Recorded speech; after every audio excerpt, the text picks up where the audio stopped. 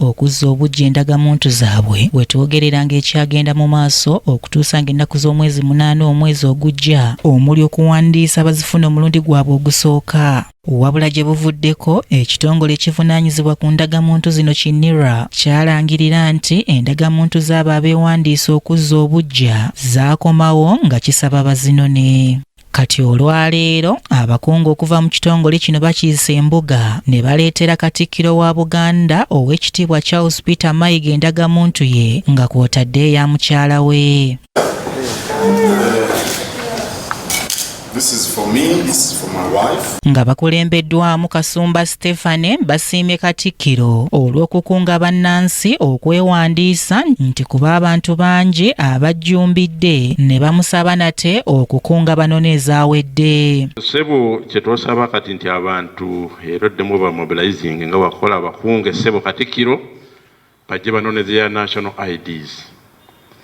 Ziri kati ng'erubaga wano byonna ono ye mukulu w'erubaga. Yakulya Lubaga tulina office ezisukka ekikumi mwana mu mukaaga mu Uganda yonna. National ID ez'abakungu azirese yajja kufuna obudde akomewo naye tulese ya Katikkiro ssebo yokka. Naye nga tusaba abantu bajje banonye tulina campaign okulaba nti ID zonna ze twaprintinga tuziwaayo eri bannannyinizo.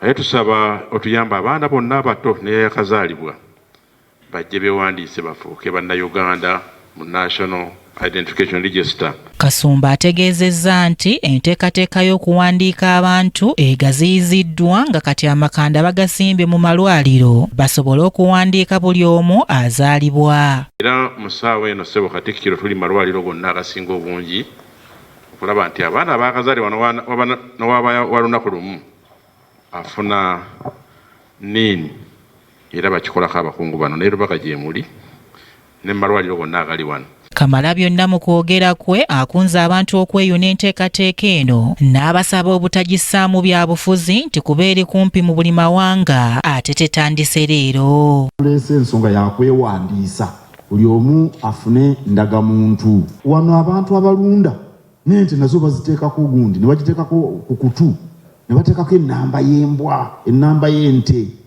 basobole okugirondoola. Embwa bazambaza olukoba oba kola bateekako ennamba yaayo oba erinnya lyayo ne bwebulira eyo ne bamanya bakama baayo gye bali. Kati ate gwe omuntu tosobola kubeera awo nga tolina kalambe. Omuntu oteeka okuba n'akalambe ndagamuntu bakutegeere oli munnayuganda.